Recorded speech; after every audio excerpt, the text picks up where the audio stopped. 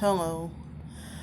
I think I probably introduced the date um already in that other video. So I tried 3 different times to try to do additional stuff on Alex and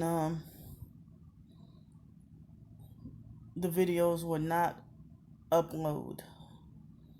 So I don't even now I kinda don't even remember what I needed to say about part two of the video. And so last night I think I got about less than 8 hours of sleep, but probably more than six. And I think I was about to I think I took um a nap sometime between two o'clock and 4, or 2:30 and 4 o'clock. So about an hour and a half or 2 hour um nap that I took. And I'm still feeling that kind of disoriented, sleep deprived feeling. Um, so pardon me for seeming slow. Um, well, I just ate um like a steak fajita special at a Mexican restaurant, and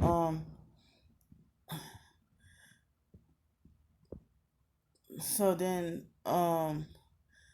it was one of those moments where I was still sitting at the table, but I didn't get up or anything, but I almost forgot that I needed to pay for my food, like stuff like that, with the sleep deprivation. Um, like in 2017, 2018, when I still had that Section 8 apartment or whatever, I thought it was a house, but that the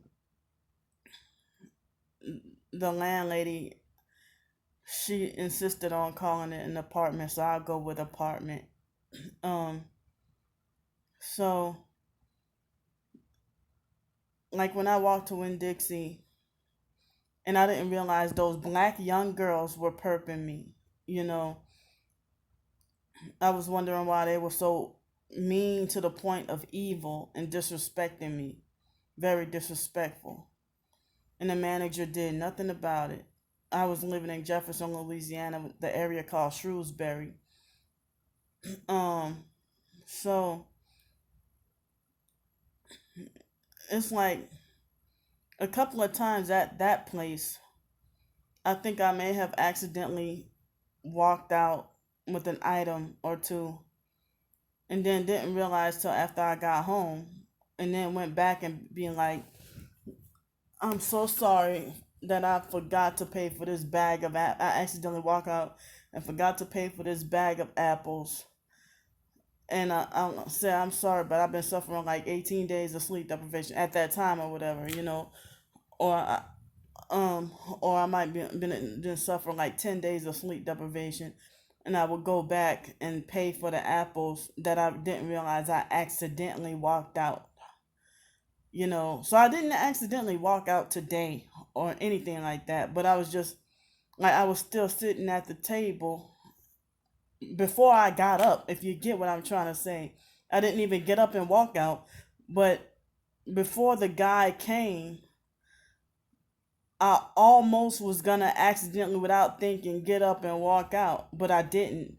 But then he finally came, and I'm like, well, I almost forgot I needed to pay for my food, but I didn't walk out. So don't take it as I did that. I promise you I paid for my food, So when I would be at Winn Dixie, it happened about twice. At that Winn Dixie, if it was a bag of apples or something, And I went back and I said, and I apologized. And so then the guy let me keep the apples for free and said, "Thank you for your honesty." You know, I just felt so embarrassed. I said, "Well, I don't mind paying for the apples. I just didn't even realize it because of being sleep deprived. Make you really forgetful." And some people might think that you might have, um, you, you know, people at restaurants have gotten the attitude with me and treated me like I'm really slow and retarded because of my sleep deprivation. And um, it's like they're counting on this with the sleep deprivation and stuff. That they're counting on you to do something bad, you know, that's beyond your control or realization. So my dinner costed $10.74. The guy, I don't know if he purposely tried to overcharge me. He tried to charge me the regular price rather than the special for the day, and it was 15.99, and then it came up to 17 something. I'm like, today is Wednesday. Um, I thought that we had, I was, I thought the special costed 9.99. So then he seemed kind of like he got a little attitude, and then went back and charged the 9.99 for steak dinner. I mean steak fajita dinner. I didn't choose the chicken because think I had quite a bit of chicken this week, but steak fajita, and I couldn't even eat half of it. Maybe about half, maybe half or less than half, and I feel overstuffed. So I'm sitting here feeling so overstuffed, and um can't go no more. I had to take a to go box, which I don't really do. I usually eat all my food, but since I'm here, you know, um, I was able to put it in the refrigerator and maybe can eat it tomorrow in the morning and call it breakfast. You know, so I am stuffed, and I didn't. I mean, that was a lot of food for $10. That, I guess you can call that a good deal because I wouldn't have paid for 15.99 for a fajita, even if it was steak. I wouldn't have paid uh 15.99 for a fajita dinner, you know. But it was like a lot of steak meat with a lot of peppers and onions, and they had like three warm tortillas and plus some free chips that and salsa that go with it, plus some beans and rice and a little cheese on the side with a little salad with like lettuce and tomato and a little onions, and then some like a nice spoonful of avocado, like guacamole or whatever. So yeah, I was able to eat like a few little chips and the little small salad and the guacamole and beans and rice, and less than, I mean, I ate all three of the tortillas and less than half of the meat and peppers and onions. So I'm sorry, I'm having a hard time trying to breathe. And they gang stalked me really, really heavy. All I had to do was like walk directly. I mean, it was like right behind this building. But then gang stalkers pulling up everywhere. I'm like, damn. You know, it's like if I'm staying in a hotel room, it's like they gang stalk me very heavy, like as if they don't want me in a hotel room. But when I'm on the streets, I get gang stalked, but not as bad. But only on certain streets that I walk on, like North Davis Highway and North Ninth Avenue, um, and a few other streets I can't think of offhand. But when I'm walking on to or from my storage unit, they must hate that too, because almost every car is a gang stalking vehicle with the one headlight or funny headlights. When I'm walking to or from my storage unit, you know. So, um, yesterday with it being me and my twin sister's birthday, they attacked me with white yesterday, and they had these raggedy white druggies, a male and female. I don't know if they do meth or what, but they were driving by in a white raggedy car with one headlight, and the guy who was driving was looking completely down at his cell phone, filming me, or while the female gave me a mean, dirty look or whatever.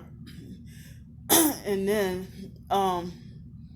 it was mainly white vehicles with the funny headlights or one headlight, and then they had a couple in a red van where the female was driving, and the guy in the passenger side was a red older model. I think it was Honda Odyssey, and the guy gave me a look like he wanted to fight me. Yesterday. So today, Stephanie at the front desk she gave me a problem again. She got an attitude with me and lied to me and told me that I didn't have enough money on my card, and I wasn't stupid. Come to find out, I had to look, and she was putting in the wrong expiration date, and my card declined 5 times, and she put in the wrong expiration date. And she tried to lie and said that there was not enough money on my card. I knew I had enough money on my card, and she tried to gaslight and confuse me again. I'm like, she's making her alone. She's making me not want to stay here. And then yesterday, the white girl Christiana talked to me like I like an imbecile, and she's way younger than me. Look like she's still in her. She looked like she's under 27. I can tell even with that mask on. That Christiana girl, she was rude and unhelpful and treating me like I was fucking dumb. But the first girl, when I checked in, I don't know her name, but she was very sweet. And then the housekeepers here first, because usually housekeepers have bad attitudes and stuff, but the housekeepers here are the nicest housekeepers I ever dealt with. You know, so this room, I'm glad I was comfortable in this room. I have to check out tomorrow and be back on the streets. And I don't. I think I heard it's supposed to rain. I see tonight. It looks like the sky looks like it's gonna rain again. And I'm praying. I feel bad for the people who have to deal with Hurricane Laura. And I don't know what's going on with Marco. Marco died down, but Laura's the big Katrina. All over again. Sounds like. They said Hurricane Katrina was a Category 3, but they saying hurricane and it did that much damage. First they said 3, then they said 5, then they said Hurricane Katrina went all the way to Milwaukee, where we were at. Like after I didn't even want to go to Milwaukee, but my brother Wyatt forced me against my will, psychologically and mentally, if you know what I mean. Back in 2005, before Hurricane Katrina. So they have Hurricane Laura that's supposed to hit West Louisiana and Texas, and my sociopathic brother, fake Krusty Pete. I don't even know if he left or would. I guess according to my mentally slow, crazy biological family, it's none of my business what's going on with them. I'm not allowed to care about them or be concerned about them. And then if I don't care or be concerned, then they want to falsely paint me as somebody that's so selfish and evil and this and that or whatever. But hey, I freaking tried to care about y'all. You know. So I mean, I'm the one who's so evil, but I wasn't even on my twin sister's mind yesterday at all. you know. So y'all know that my phone acting funny. I can only do 15 minutes. So I'll see y'all later. Bye bye.